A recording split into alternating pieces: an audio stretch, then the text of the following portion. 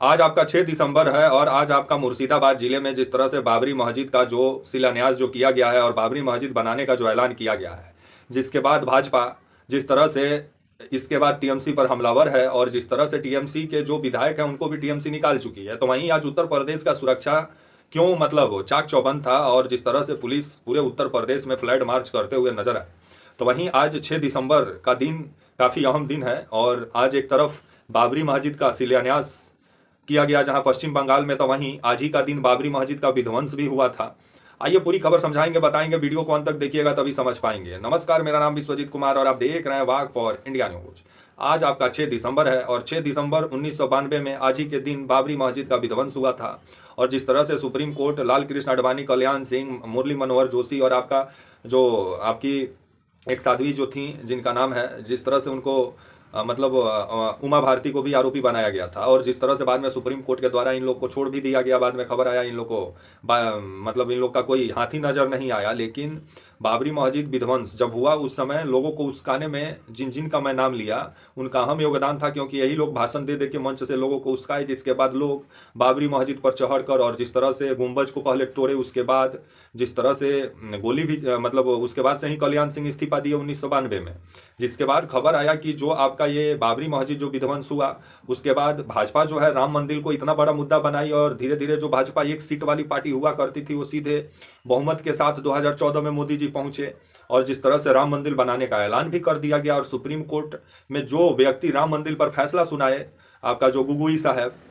ये बाद में राज्यसभा पहुंच गए क्योंकि असम से आते थे। आपके जो थे गोगोई, आपके चीफ जस्टिस से आपके मतलब मुख्य न्यायाधीश थे एक समय में, और यही गोगोई साहब थे जो कि आपका फैसला सुनाए थे कि बाबरी मस्जिद के लिए भी अलग जमीन दिया गया था अयोध्या में, लेकिन आज तक वहां पे कोई मस्जिद बना ही नहीं और जमीन जस का तस पड़ा है, लेकिन राम मंदिर भव्य बन के तैयार भी हो गया है। तो वहीं आज इस तरह का खबर निकल के सामने आ रहा है कि आज बाबरी मस्जिद का विध्वंस का आज का दिन था और आज के दिन पर उत्तर प्रदेश का सुरक्षा चाक चौबंद रखा जाता है और उस दिन भी कल्याण सिंह सुरक्षा चाक चौबंद रखे थे 1992 में, लेकिन मस्जिद का विध्वंस हो गया। तो वहीं आपका 1900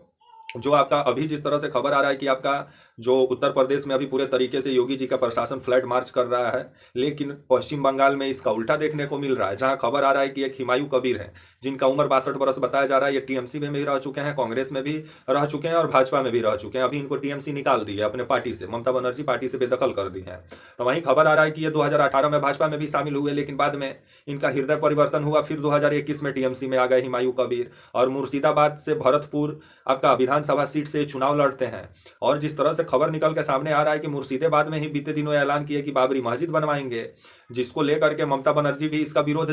ममता बनर्जी की पार्टी भी इसका विरोध की, लेकिन जब ये नहीं माने और भाजपा भी सवाल उठाना शुरू की कि पश्चिम बंगाल में बाबरी मस्जिद कैसे बन सकता, अगर बनेगा तो उसका एक एक ईंटा उखाड़ के फेंक दिया जाएगा। जिसके बाद खबर आया कि हुमायूं कबीर का कहना था कि हम तो मस्जिद बनाएंगे बाबरी मस्जिद और बाबर के नाम पे मस्जिद बनाएंगे, जिसके बाद टीएमसी इनको पार्टी से निकाली। तो वहीं बाबरी मस्जिद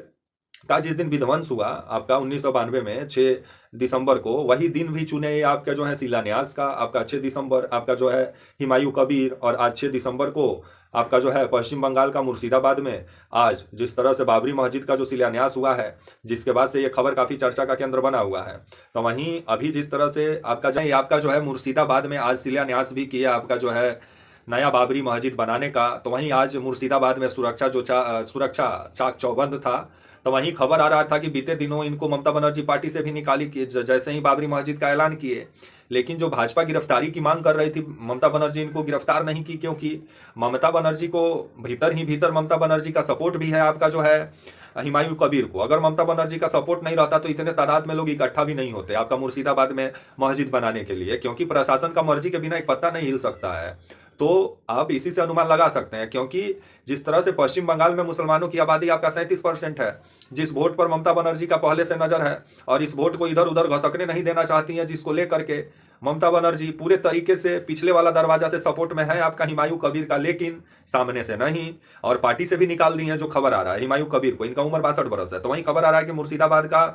बेलडंगा में ये मस्जिद बनने वाला है। मुर्शिदाबाद का जिला जो है ब्लॉक नंबर 1 का बेलडंगा में ये मस्जिद बनेगा। और सऊदी अरब से मौलवी भी पहुंचे थे जब शिलान्यास हुआ, और लोग ईंटा लेकर के भी पहुंचे थे, जो मुस्लिम समाज के जो लोग थे। तो वहीं ये जो बाबरी मस्जिद जो बनाने की बात हुई है, जिसके बाद से भाजपा का कहना है कि बहुत जल्द पश्चिम बंगाल में भाजपा का सरकार आने वाला है, एक एक ईंटा उखड़वा के फेंकवा दिया जाएगा। तो आने वाले समय में जिस तरह से अब बाबरी मस्जिद पर अब जो बंगाल की राजनीति आके टिक गई है, तो देखा जाए क्या होता है। तो वहीं आज बाबरी मस्जिद का शिलान्यास एक तरफ पश्चिम बंगाल का मुर्शिदाबाद में किया गया, तो वहीं आज ही का दिन बाबरी मस्जिद का विध्वंस भी हुआ था 1992 में। तब तक के लिए आप मुझे इजाजत दीजिए, और आप हमारे channel walk for India news को प्लीज लाइक और सब्सक्राइब और शेयर करना ना भूलें। तब तक के लिए नमस्कार, जय हिंद, वंदे मातरम।